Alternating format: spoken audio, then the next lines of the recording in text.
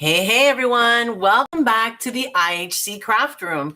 Today is live number 1 in my brand new live series called the Easter Extravaganza.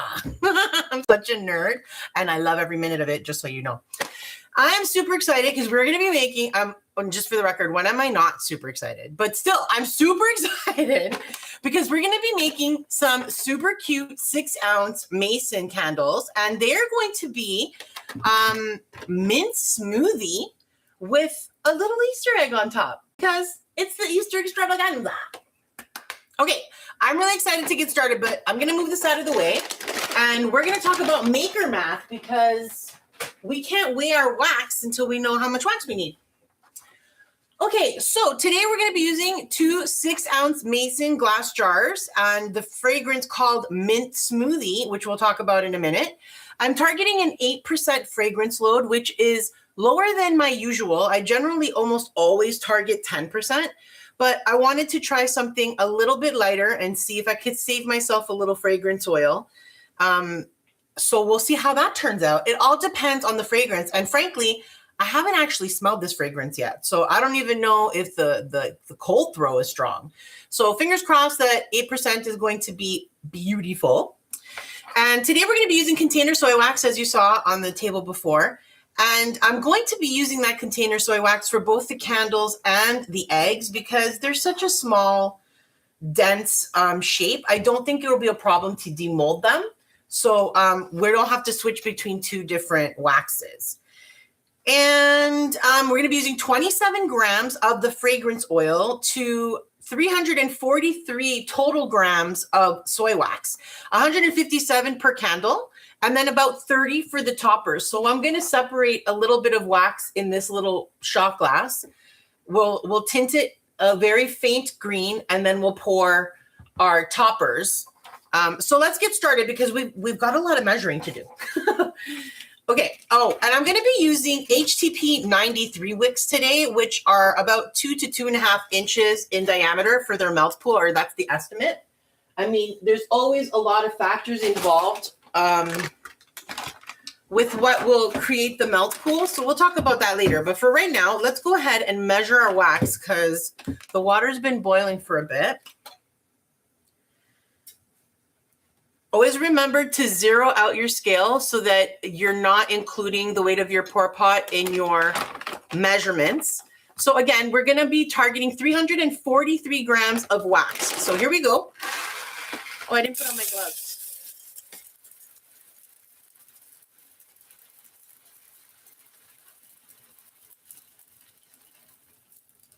Oh.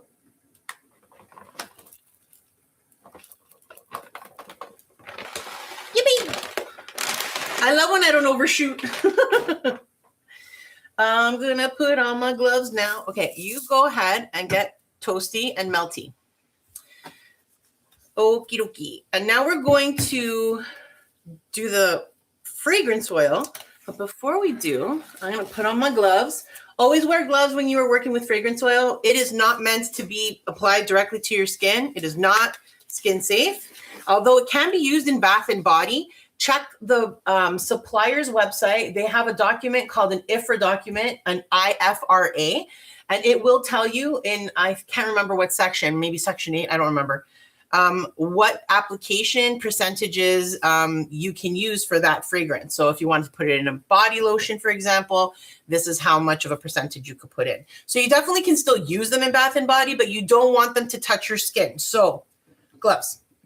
All right. Also, when I'm measuring fragrance oil, I always do my combo of parchment paper and paper towel. This is to try to avoid spillage and mess because I'm really, really good at making messy. Okay, so I'm going to grab a paper towel because, again, we're avoiding making them messy. And I'm going to, again, zero out my scale before I weigh out my fragrance oil. Okay, let's talk a little bit about this now while we have a minute. And that is, look, it's already melting quite a bit, eh? Okay, so today we're using Mint Smoothie because that's the whole vibe of this candle. And the fragrance notes are, the top is milk chocolate, yum yum. The mid is peppermint, corn mint, and fresh mint. I have no idea what corn mint is. like corn on the cob mint. Like I did, whatever.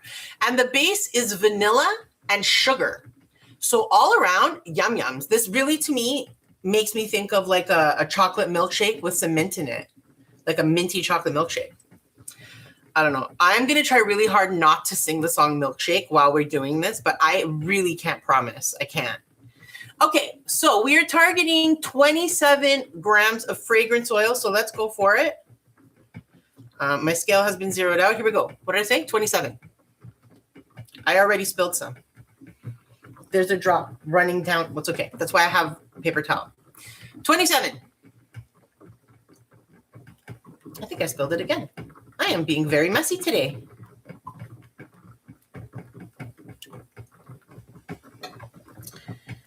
All right, I'm gonna actually put a tiny drop more because I'm not even sure how much of it I got out of the bottle. I got it all the way down the side. What a messy girl today, Mary. Of course, it would be when I just finished saying, let's see if I can save some of my fragrance oil. Oh, it's very little. I don't need to add any more. It's fine. 27 grams. I believe you. All right. I'll put that aside. We're going to mix that in. Here we go. Tighten that very, very tightly because I don't want to accidentally spill anywhere. All right. Let me get this out of the way. We don't need to measure anything else because we're going to eyeball how much we put in that little cup to pour onto our okay, before we go any further, I'm going to wick my jars and get them ready because you sometimes get distracted, and by you, I mean me, when I'm working on candles because something's like melting and then I'm doing something else and all of a sudden it's done melting and I'm not done what I need to do. So let's prioritize and be a good girl. So these are distressed bronze lids from Village Craft and Candle. The vast majority of materials that I use are from Village Craft and Candle. I am an affiliate for them. So if you purchase something through one of my links that are in the description, I will receive a small commission at no extra cost to you. And it helps me run my channel. So I appreciate it. And also you could use code IHC5 at checkout on your first purchase to get 5% off. So go for it. All right, I'm going to clean these with a little bit of Windex that I have in this fancy bottle that I got at the dollar store. And I don't know why it makes me feel fancy, but it does. And since these are glass, Windex is an easy way to fix the possibility of debris. And that's actually the only reason why I'm cleaning it is, you know, I store these in a box in a storage room for months at a time. And, you know, they can get dusty. Plus they're in storage rooms or warehouses when they're at the supplier before I buy it or bring it home. So always keep in mind, you want to give your vessels a nice cleaning. You could totally have washed with soap and water ahead of time as well. Totally acceptable, but I didn't feel like it. And Windex will work just as well. We're just trying to get some dust and debris, if any, out of there.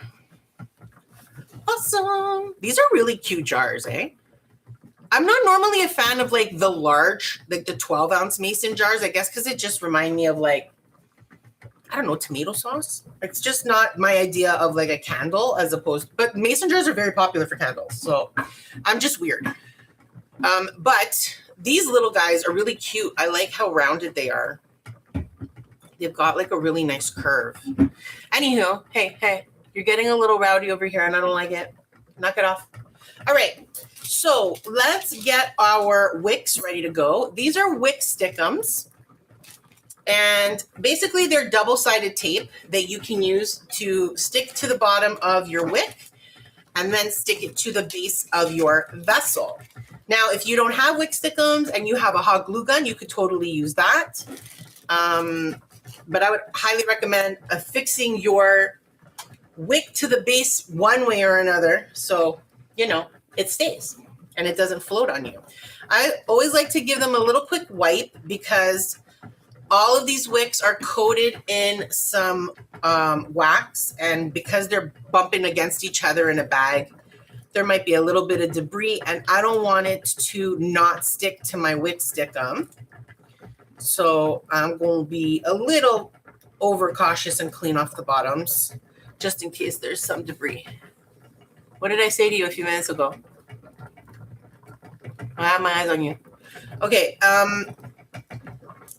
Now there are multiple tools and things that you can buy on Amazon and online to help you place your wick, including like tubes and whatnot that will thread the wick through and make it easier for you to place them. There's also templates that you can use that you maybe lay down on the table and place it on top, and then it tells you exactly where you have to place your wick. So if you're interested in something like that, check out Amazon. They have tons of stuff.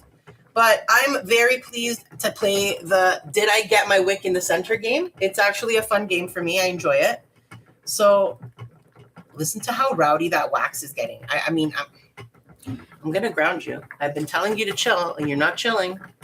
And you would think I'd turn it down, but as soon as I turn it down, it's just going to totally stop boiling. It's never Goldilocks. It doesn't find the middle ground.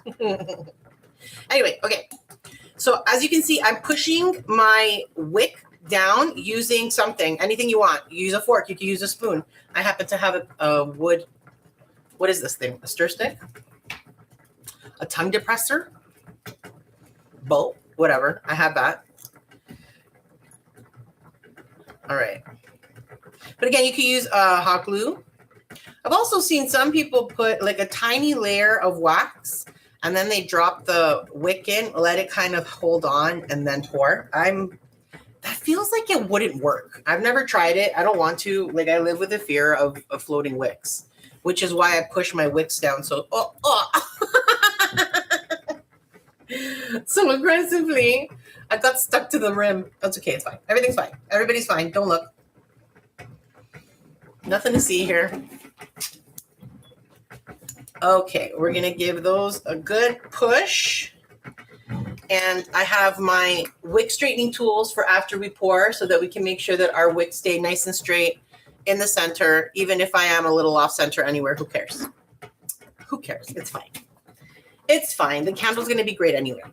All right, we've got our vessels cleaned, wicks attached, ready to party.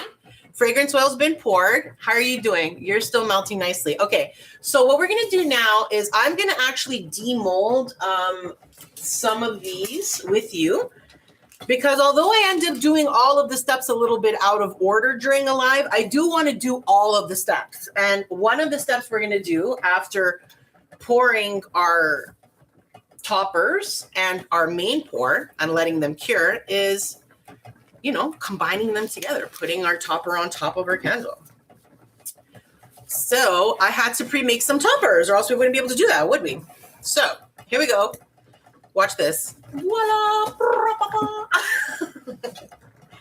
I'm actually really thrilled with the green, like the way this green came out. I wanted a really light, like almost, I don't even know what you would call this, pale green, I guess. Anyway, I've never used this mold before. Oh, these are cute. If you've never demolded candle toppers from a silicone mold before, this is the fastest, easiest way. Flip it upside down and push from the back. And mostly when you have a shape like this, where it's really thick and concise and there's no pieces hanging out, it's not like a gingerbread man with legs and arms and stuff. Hi there, Tony. Thanks for joining. You can totally just push from the back to demold them. And it's nice and easy. Easy breezy. Lemon squeezy. So we've got, didn't I turn you down? What is happening? Why are you so rowdy? Maybe I just don't have enough water in there. That might be why. 189. Are you fully melted? Oh, you are. See? Didn't I just say I would get distracted and then it would be time to do something? Mm-hmm. Anyway, these are ready to go. I'm just going to flip them the right way. I'll let that melt for another second. Actually, let me turn this off. All right. You guys need to skedaddle for a bit. I don't need you yet. Put that there. You over here. You over here. All right, everybody get in line. We need to be ready to party. Here we go. Okay, let's take this out of here. Merci. Wonderful. What are we at? Ooh, 191, beautiful. We always want to get our wax over 185 degrees Fahrenheit. Just want to move everything off site so that I don't accidentally burn myself because as you saw the messes I can make. I can also include pain in those messes if I'm not careful. Okay, you always want your your wax to reach a temperature of 185 degrees Fahrenheit before you mix in your fragrance oil. So I'm going to go ahead and do that now. And we're going to start the clock. It is 4:16 p.m. We want to stir for 3 minutes. Okay, now you can stir for 2 minutes. 2 to 3 minutes is recommended for soy wax. So do you? I always like to do that extra minute because I feel like it can only help. You know what I mean? And a little bit of patience goes a long way. Oh, this is so nice. This is like, oh my God, what is that? What is it? Like peppermint patty or like after 8 chocolate? Oh, get out of here. How yummy. I'm going to have to go buy some now. I don't want to talk about it. Me and chocolate, our love affair continues. Okay, so let me get back to business here. So the reason why we want our wax to achieve 185 degrees Fahrenheit before we mix in our fragrance oil is because that is the temperature to allow the fragrance and the wax to bond really well together.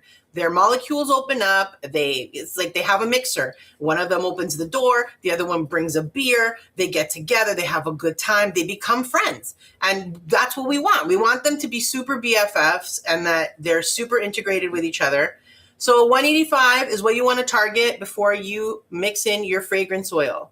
Now, we are going to be coloring the wax today, all of it, actually.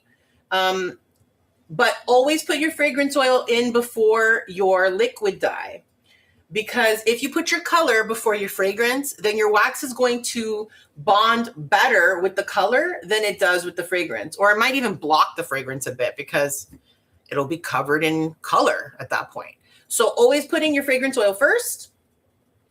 And we got to try to stir for 2 to 3 minutes. It's 4:18. We got it. We can wait. We can ramble for another minute. I got all kinds of ramble in me. Okay, so I like to stir inside out and scrape the bottom and scrape the edges. Just in case there's a little bit of fragrance oil sitting anywhere, it'll mix in really nicely. Does it make a difference? Your guess is as good as mine, but it doesn't hurt. So here we go. That's what we do.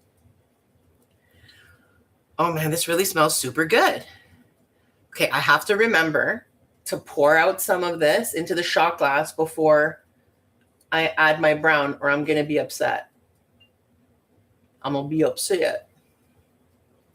My hand's starting to hurt a little bit for some reason. Oh, you know what? I should have checked this earlier after I put the fragrance in and started to mix to show you how drastically the temperature drops as soon as you put your fragrance oil in. See, it's already at 159. Remember, we were at like 193, 192, 191, something up there. Over the 90s. All right, it is now 4:19. We have been stirring for 3 minutes. So I am going to consider this done. And let's go ahead and I need to grab this. You get out of here. I don't need you anymore. Okay, so what I need is we're going to put a little bit of wax in this little shot glass. Solo un poquito. From doing fragrance oils in these cups, I think they can hold about 50 grams of fluid. So I only want about 30 grams, just enough to fill like a couple of these rows. We're only going to use 1 or 2 on each candle, but these are scented now. So basically what we're making is some colored melts. So even if we don't use them on our candles, we can always use them later as wax melts. So nothing to be upset about. So I'm going to go ahead and pour some of this in here about halfway up. Okay, that's good. And now we're going to focus on this because there's so much less wax in here. It will cool down faster. And we don't want Again, we want the color to bind really well, and we want to be able to pour into our molds before it solidifies too much. Now, I want like a minty green like this one, maybe a little darker. This might be a tiny bit light. So it will definitely be darker in here anyway, just because it's such a small amount. I'm putting a tiny bit on the very bottom of my toothpick. And then we're going to go ahead and swirl it in there. Very, very little. I don't know. I think I might want a little bit more than that. That seems a little too light. Solo un poquito más. Boop. Just the tiniest little bit. Just the tiniest bit. Yeah, that'll do it. That'll do. Merci. Appreciate your assistance. Type this up real fast because this is very concentrated liquid candle dye in green that I, again, got from Village Craft and Candle. So you're going to see that I have a lot of Village Craft and Candle products here, but a lot of other things that I use for candle making I get from my dollar store. I get a lot of my candle molds from the dollar store or from Amazon. That's really great when you're in a pinch and you're looking for something really specific. Amazon almost always comes through. And Michael's Canada is another place, but Michael's is more expensive, really. Well, it's probably comparable now to Amazon for most of their molds, come to think of it. But nobody beats Dollarama and Dollar Tree. Like their molds are like $1.75. You can't, it's a steal. So, but anyway, a lot of the stuff I use for candle making, I get from my dollar store. So keep that in mind as well. Here we go. We are going to pour our little molds. I don't know if you can see, but they all have a little different design. These are vertical lines. These are dots. These are horizontal lines. And this one's a little combo of both. They're really cute. And I got this mold from Dollarama.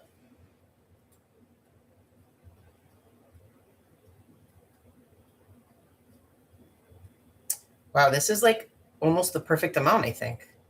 I don't even think I'm going to get two whole rows. Oh. I kind of overfilled that other one, but it's fine. This is going to be not usable, this one here, but very good. Mi piace. And I'm happy with the color as well. It's looking a little bit greener than this, but it is going to solidify much lighter. Soy wax takes color a little bit different than paraffin wax. Paraffin takes the color very vividly, whereas soy wax has a tendency to kind of mellow out color. So keep that in mind. If you're trying to achieve a really vibrant color, you might have to be a little, what's the word I want? Flexible in your definition of vibrant. All right, so we've got some brown liquid dye here as well, and I'm shooting for a chocolate milkshake kind of vibe. So I'm going to do, okay, they recommend on here 7 to 14 drops per pound of wax. A pound of wax is about 474 or 3 grams, I don't remember. And we have about 317 or 20 grams in here. So we're almost at a pound, and I'm going to probably do about 5 drops, I think. Let's see. 1, 2, 3. Oh, okay. You don't have any in you. 4, 5. All right. Look at how cool that looks. Man, I love that. Every time I drop liquid dye into wax, I always enjoy watching this moment. Okay, we're going to give this a good stir, and then let me move you out of here. And then to test the color, I'm going to show you a little trick that I learned from my favorite cowgirl candle maker, D, about how to determine if your wax is colored to the color that you want. So we're going to give this a little bit of a stir. Now, remember, we stirred our fragrance oil into the warm wax for 3 minutes, but that's because you really want those fragrance molecules and wax molecules to bond, and they have. Now we want our color to add on top, but it doesn't need to be stirred for 3 minutes. Like 30 seconds is absolutely sufficient. You just want to make sure that it's blended really well. When you're looking at it, make sure that you don't see any streaks anywhere. And ultimately, all we're trying to achieve is to make sure that everything's kind of even, you know, that the fragrance oil is spread out evenly in the wax, that the color is as well. And that way you get the same, hopefully really good scent throw from first light to last light. So fingers crossed. I'm thinking we will. This is a really nice fragrance. And that mint, it definitely comes through, but I keep thinking of like After Eight, or what are those peppermint patties, or what are those other ones? You know, chocolate minty kind of yummies. Chocolate minty yummies. I also like chocolate mint, like ice cream, chocolate chip ice cream. Why am I talking about these things when I can't go and eat them? Oh, I forgot what I was about to do. Okay, so here's how you're going to test the color of your wax. You're going to take a little bit on your stir stick and drop a drop onto a piece of parchment paper. Now, this color is not the color it's going to be. Let it dry. It won't take long. And then you'll be able to see what your final wax will most likely look like. It's not going to dry much darker or lighter after that. So we're going to let this sit in the corner because I already know I'm happy with that color. And I can't dilute it any further anyway. So a little tip, which I think is pretty, maybe you're going to be like, that's a no-brainer, but whatever, I didn't do it. Always add your your liquid dye. So if you think you want to add like 5 or 6, maybe add 3 or 4, and then do this little test and maybe add another couple, because you can never take away what you've already added, but you can always add more, right? It's the same with cooking. Okay, here we go. We're going to bring these guys out here. I don't need toothpicks anymore. Thank you. Actually, I don't need any of these guys anymore. I had actually taken this out to fill these, but that little shot glass was precise enough that I didn't need to worry about it. So, muy bueno. Thanks for all your support, everybody. Nobody fall off the table, please. Thank you. Thank you. Merci. All right. Look. It's starting to dry already. It's almost fully solidified. All right. I'm going to go ahead and start pouring. Let's see what temperature we're at before we do. Now, I don't think I mentioned it. Did I mention it? I don't think I did. But as part of our candle maker math, we are targeting a pour temperature of 135 degrees Fahrenheit. And I'll explain why in a second. I'm not sure if we're there. So let's see. 130. Woo-woo, we're even lower. Amazing. Okay, I'm going to go ahead and pour, and then I will explain to you why we wanted to pour at this temperature. Now, I'm going to aim to get wax to about where this curves. If you can see, I'm going to aim for right where the curve is so that we get a little gap, because again, we're going to have a lid on here, and I want there to be just a tiny bit of like empty space, enough so that we can have our wick sitting there without any problem, and it won't touch the lid and everybody's friends. Okay, so let's go.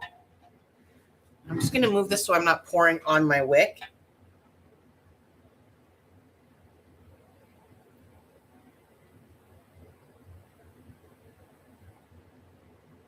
Okay, I'm just past the curve on that one. Let's see how we do with you.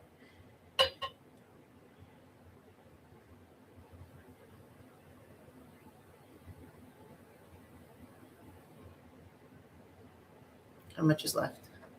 Oh, this is great. It's great, lad. What?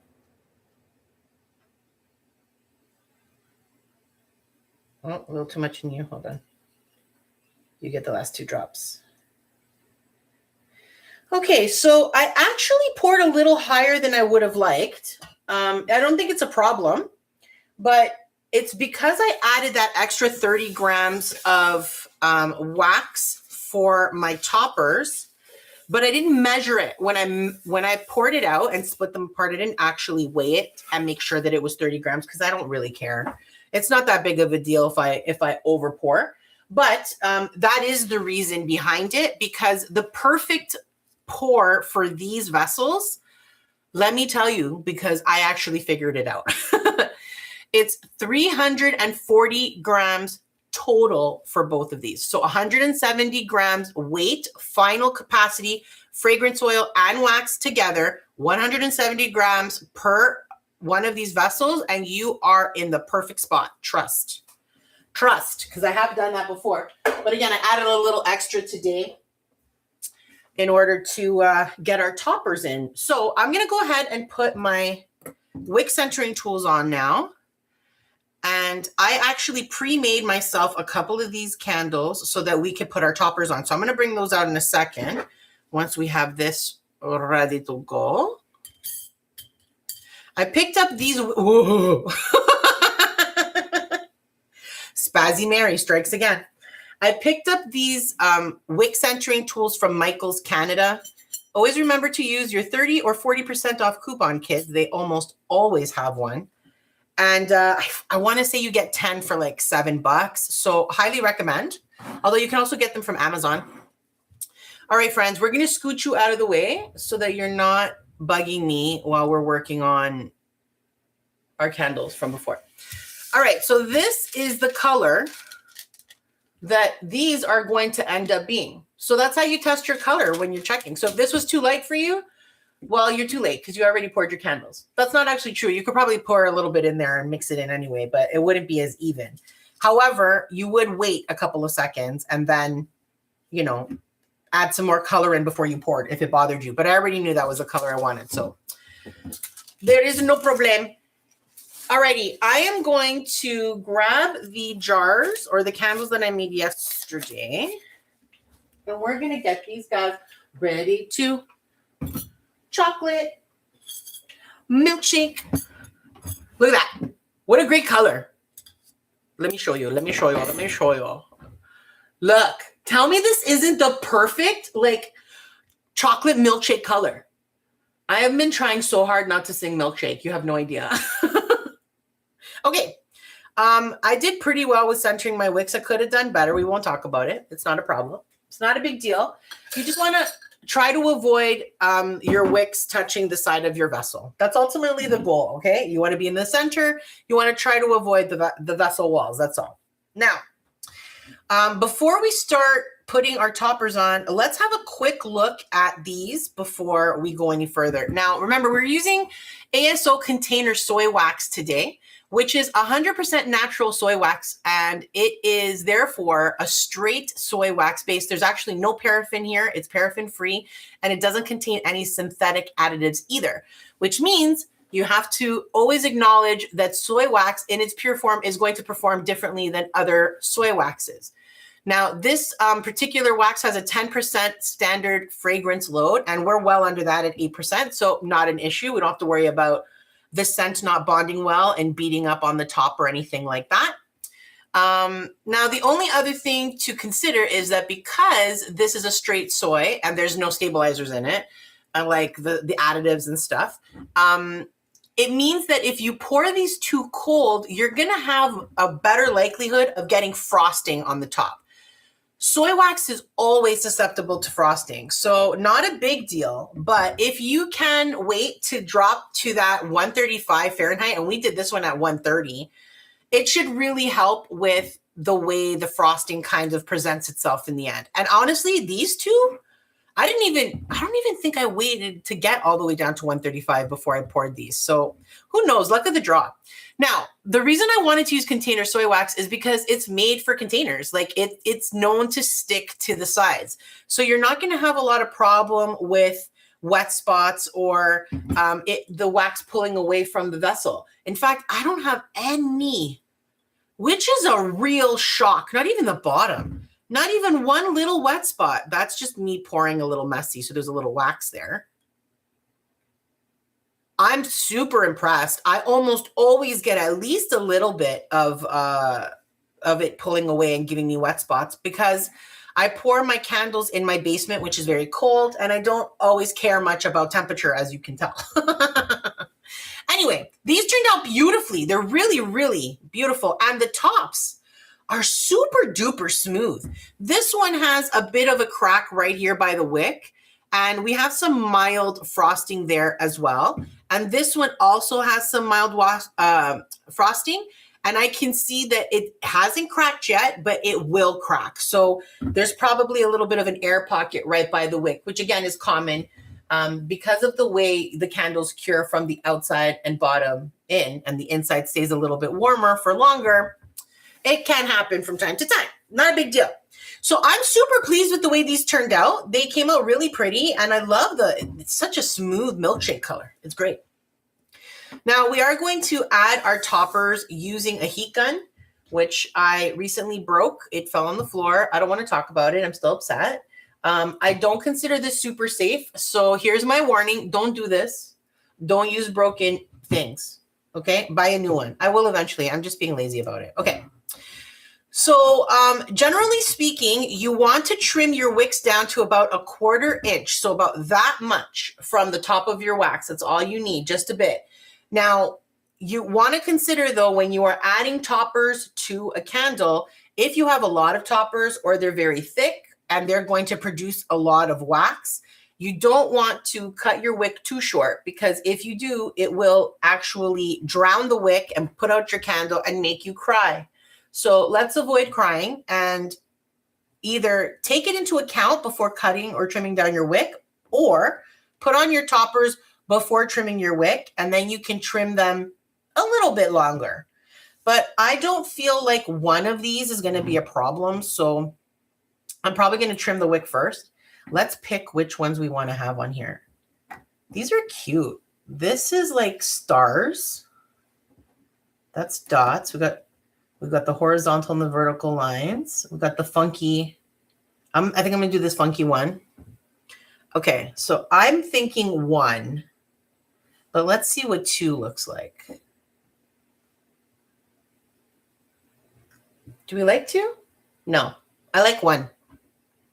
1. I always had 1 in mind, so that's what we're going to do. Which one are we going to pick? So I picked this one. And let's pick the dotted one. Where's all the vertical? I'll do the dotted one. Okay. You guys go away. So again, when you over pour your wax, worry not. These are excellent wax melts because remember, we've put fragrance in them as well. So they're going to be just as lovely. All right. I'm going to go ahead and trim these down because 2 little eggs is not going to be anything that's going to make my wick drown. So beautiful. Now I got these wick trimmers from Village Craft and Candle, but they don't sell them anymore. But you can pick them up at, like, again, all the places I keep saying, Amazon, Michael's, Joann's in the US, I'm sure would have things like that. I've never actually checked, to be fair. I don't even know if they do have candle making stuff. I have no idea. All right, so here's the thing. If you didn't have anything to fix on the top of your surface, if the surface was in perfect condition, then I would recommend only melting the spot where you want to put your topper. And the way you would do that is with your heat gun, of course, and you would just wait for the top to get a little bit shiny. And that shininess is telling you that your wax is melted enough that you could put your topper on for it to adhere to itself. And then you could do the Dairy Queen test, which is my favorite part. However, I do feel like I want to melt these ones, especially around the wicks, because I feel like there's the potential for a bit of a sinkhole on both of these. So I'm going to actually liquefy the entire top of both of these candles, and then I'll put in my toppers. It's overkill if your candle tops were smooth. But since mine are a little bit, you know, they could comb their hair about it, and then we'll use the heat gun. Okay? It's going to be fine. It's going to be great, but it's going to be loud. So prepare thyself, because here comes loud noisies.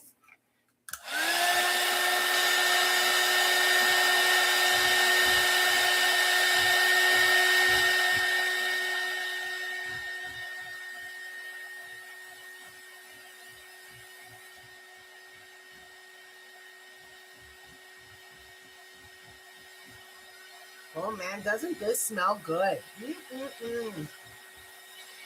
You know, I gotta go to the store now and buy some chocolate. Like, get out of here. Oh, it smells so good. Okay, I don't want to put this in yet. This is too melted now. It's gonna be too hot, and it will actually melt my topper a little bit, especially because this is container wax. I did not use pillar wax for my toppers, so it will melt faster. So I'm going to give that just a tiny bit of time to solidify. Just a tiny bit, not much. It won't take long. And then we're going to put this in. Where am I going to put it? Right here. Boop. That's where you live now. Aren't you a cute little egg? All right, we're going to do the same thing with this. But with this one, I made a mess when I was pouring the candle. I don't know if you can see it, but it's like a little bit of wax got onto the side of the jar neck. Sometimes I wipe them up, sometimes I don't, but this is an easy way to fix it. Just melt it. It'll pour into the thing. Everybody will be fine. It's like it won't even happen. Oh, I'm getting a bubble forming here. Now that's a problem because I have my topper right beside it, and I am not going to hit this with the heat gun. So I'm going to pop this right now and knock it off. You were doing so well.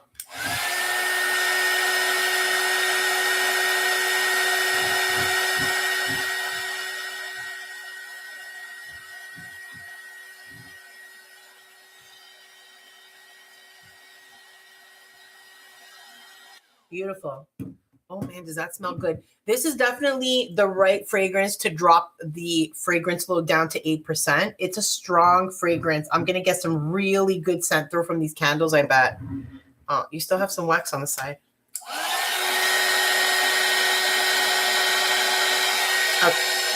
Okay, good.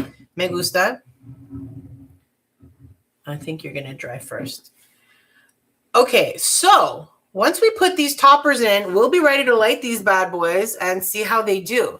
Now, something we haven't talked about just yet, because I've been yapping about everything else, but not this yet, is the wicks that I chose for this project today. Now, these are 6-ounce mason jars, as I mentioned, and they have dimensions that are an inner mouth diameter of 2.3 inches, just about. And that means that we want to make sure that our wick can achieve a close to 2.3 melt pool. And these are HTP 93 wicks, and they are estimated at 2 to 2.5 inches in a melt pool. Does that mean that it's always going to achieve that? No. Ooh, I dropped that. Scoot, scoot, scoot. You're cute. We're going to give them a second to solidify, and we'll do the Dairy Queen flip before we light these guys. So HTP 93 wicks are estimated at having a melt pool of 2 to 2.5 inches, which would be perfect for this size vessel. It would give us a full melt pool all the way across the top. Now, HTP 93 wicks are very well known in candle making circles. They're called HTP because it stands for high tensile paper. It's a coreless flat braid cotton wick. Okay. And it's intertwined with paper filaments for the structure. To keep it strengthened and strong. And they are great wicks. They work very, very well. So highly recommend if you want to give them a try and you have a vessel this size, HTP 93 do very well with soy wax.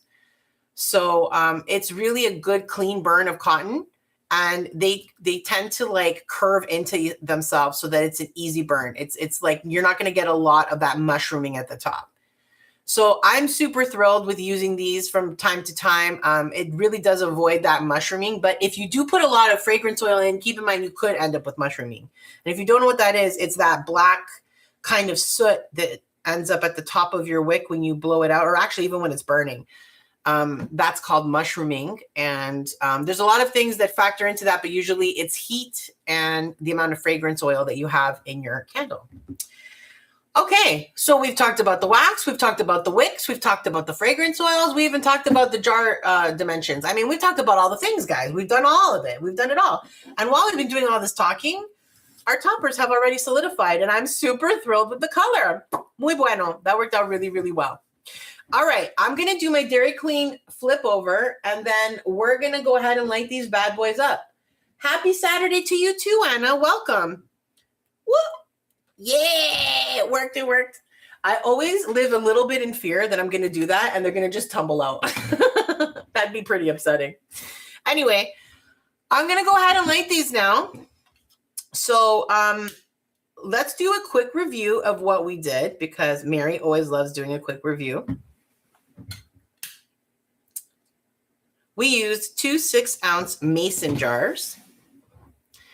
We use some ASO container soy wax. It's 100% natural soy wax in little pellet form. Now, I use the double boiler method today, which was a mouthful for me, apparently. But if you don't want to use the double boiler method, this particular wax, this whole line of waxes from ASO, because they do have a number, even outside of this container soy wax, they have Millennium soy, they have Freedom soy, they have Proflux, they have a bunch. That entire line is made in little pellets, and that makes them microwavable. And it's super, super easy if you want to make a handful of candles to grab yourself like a glass vessel, like an Anchor Hawking, one of those ones that you know can go into your microwave and deal with the heat.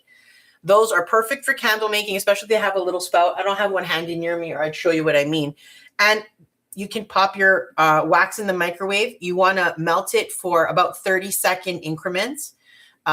Do as I say, not as I do, because I tend to do about a minute or two because I'm impatient. But they do recommend 30 seconds at a time. So you can totally make candles in the microwave if you don't want to do the double boiler method using container soy wax. And then we used our HTP 93 wicks. We attach them using a wick stickum to make sure that they stay nicely adhered to the bottom of our candles. And we have a wick that goes all the way through the candle and doesn't, you know, separate and come apart, and then we don't have any wick at the bottom of our candle.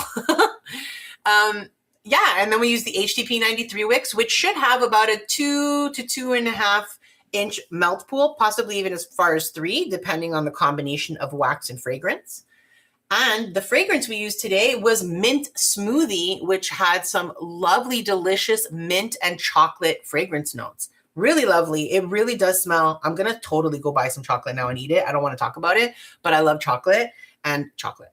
But anyway, we also colored our wax using some liquid candle dye, a little bit of brown for the bottom, and a little bit of very, very faint green for our minty eggs using a silicone mold that I got from the dollar store. So there's a little summary of everything we did today. I'm tired. Actually, I'm super excited. This is already giving me a great scent throw. I'm really thrilled, and I can't wait to see if I get myself the full melt pool across the top. And let me just mention, the reason I explain everything step by step and go through everything is because as a beginner candle maker, I was very intimidated by making candles. And I was lucky to have some really experienced candle makers in my world who I learned a lot from. So I really enjoy the idea of helping other people get over the fear of making candles at home and making some really fun, festive things like this Easter mint chocolate, beautiful, yummy candle. These are 6 ounces. I'm super thrilled. They turned out beautiful. We're going to put these gorgeous bronze distressed lids on top when we're done, and they're going to look smoking. When you do light a candle for the first time, though, I highly recommend that you only do so if you have, 2, 3, 4 hours to burn your candle. And the reason for that is you want to make sure that on your first light, you get a full melt pool all the way across the top of your candle, if possible. If your wick is capable of it, you definitely want that full melt across the top. And that's because it will help avoid tunneling. Because have you ever had a candle that you lit it for a bit, like, maybe an hour or so, and it started to give you a melt pool, but then, you forgot you had an appointment. Oh no, I got to go. So you blow up the candle and you leave. And then when you light the candle again, it ends up always burning just that little bit. It's because of that. So we want to try to avoid that by giving it a full melt pool all the way across the top. So make sure you have enough time to let it burn for 3 hours, 2 hours minimum, but I'd say 3 to 4 hours is your best bet. Unless it's a small candle like this, I don't think it's going to need 3 hours to get a full melt pool. Now, if you're looking for fast fragrance instead of, waiting for the candle, or because you don't think you're going to be able to dedicate 2 hours to a candle burn, but you still want the scent, highly recommend wax melts. Wax melts in a wax melt warmer from the dollar store. They have a bunch of them. You put a little tea light inside. They're great. I actually have one here. Let me grab it so I can show you. And you can get a really lovely, lovely scent throw really quickly using a wax melter just like this. You put a little tea light in here. It heats up the base of that little dish, and our little eggs are gonna just melt into a puddle of beautiful fragrance, just like that. Oh, don't put too much, it's gonna overflow. And because it's just a tea light, if you have to run out for some reason, just blow it out, move on with your life. And it's an easy way to get a really quick scent throw and not have that time, dedication that you need, that time commitment that you need when you're lighting a candle for the first time. So I hope you enjoyed making these candles with me. I really enjoyed making them with you. We got 2 beautiful candles. I'm gonna have 4 by the end. And we went through the whole candle making process together from start to finish. We talked about all the materials. We talked about all of the things. I'm sure you're probably sick of hearing my voice by now. Imagine how I feel. Anyway, thank you for joining me for the first live in the Easter Extravaganza series. If you're interested in learning more about dot painting or wreath making, I'm going to be holding a live on Tuesday for dot painting, where we're going to be making Easter themed something or others. And then on Thursday, we're going to make an Easter themed wreath. So check it out, 7 p.m. Eastern Standard Time. Come and join me. And if you missed it, don't worry. The replays will be on my channel, so you can always see them later. And but I'd love it if you could join me live, because it's a good time, and I enjoy having people to chat with. It's good. So do that. And if you're interested in learning more about candle making specifically, I do a live every Saturday at 4 p.m. Eastern Standard Time, just like today. And you can find all of the lives that I've done to date on my channel. And also, if you wanted to see videos that are maybe a little bit shorter, a little bit less talking, I have a bunch of different step-by-step tutorials that are 10 to 15 minutes in length. So you don't have to hear Mary yammer on for an hour, but I mean, you're lost, bro. I'm a good time. Anyway, I hope you enjoyed making these mint smoothie candles with me. I definitely had a blast making them with you, and I would love to hear from you. So please comment below. If you enjoyed this, I would really love it if you could hit that like button. It really does help me out. And consider telling a friend, because, it's a good time here at the IHC Craft Room. And don't forget to subscribe so that we can continue to get crafty together. Toodaloo!